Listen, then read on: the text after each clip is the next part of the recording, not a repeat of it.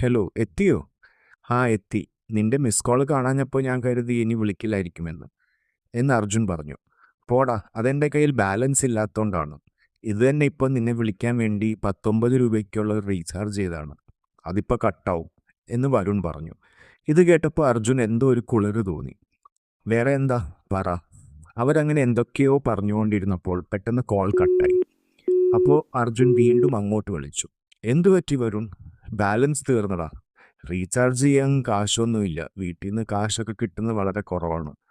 അത് കേട്ടപ്പോൾ അർജുന് ചെറിയൊരു സങ്കടം തോന്നി. അല്പനേരത്തെ സംസാരത്തിന് ശേഷം അവർ ഗുഡ് നൈറ്റ് പറഞ്ഞ് കോൾ കട്ട് ചെയ്തു. അന്ന് രാത്രി ഉറങ്ങാൻ കിടന്നപ്പോൾ അർജുൻ അവനോട് ചാറ്റ് ചെയ്യണമെന്ന് തോന്നി. പക്ഷെ അവൻ്റെ കയ്യിൽ ബാലൻസ് ഇല്ലല്ലോ. അപ്പോൾ തന്നെ വരുണിൻ്റെ ഫോണിൽ കോളും നെറ്റും റീചാർജ് ചെയ്തു. എന്നിട്ട് അവന് വാട്സാപ്പ് വഴി മെസ്സേജ് ചെയ്തു. എടാ, നീ എന്തിനാ എനിക്ക് റീചാർജ് ചെയ്തത്? അതൊന്നും വേണ്ടായിരുന്നു എന്ന് വരുൺ. അതൊന്നും കുഴപ്പമില്ല, എനിക്ക് നിന്നോട് ചാറ്റ് ചെയ്യണമെന്ന് തോന്നി, അതുകൊണ്ട് റീചാർജ് ചെയ്തു എന്ന് അർജുൻ. താങ്ക് യുടാ ഉമ്മ. അത് കണ്ടപ്പോൾ അർജുൻ ആകെ കോരിത്തരിച്ചുപോയി. സ്ട്രെയിറ്റായ ഒരു പയ്യൻ ചാറ്റ് വഴി ഉമ്മ തരുന്നു.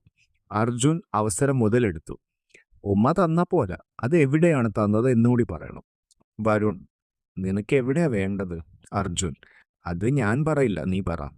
വരുൺ, തൽക്കാലം ഇത് നെറ്റിയിൽ മതി. അർജുൻ, ആയിക്കോട്ടെ, അപ്പോൾ ബൈ ഉമ്മ. വരുൺ, ഈ ഉമ്മ എവിടെയാന്ന് പറ. അർജുൻ, നിനക്ക് എവിടെയാ വേണ്ടത്? വരുൺ, എവിടെ ചോദിച്ചാലും തരുമോ? അർജുൻ, വരുൺ, എങ്കിൽ ചുണ്ടിൽ താ. റെഡി. അങ്ങനെ അവരുടെ ചാറ്റ് ദിവസങ്ങളോളം നീണ്ടു. അതിൽ ചെറിയ രീതിയിൽ അശ്ലീലങ്ങളും ഉണ്ടായിരുന്നു. എന്നാൽ അർജുൻ വരുൺ പൂർണ്ണമായും സ്ട്രെയിറ്റ് ആണോ ഗേ ആണോ എന്ന് തിരിച്ചറിയാൻ കഴിഞ്ഞില്ല. എങ്കിലും അവന് തന്നോട് ഒരു താല്പര്യമുണ്ട് എന്ന് അർജുന് മനസ്സിലായി.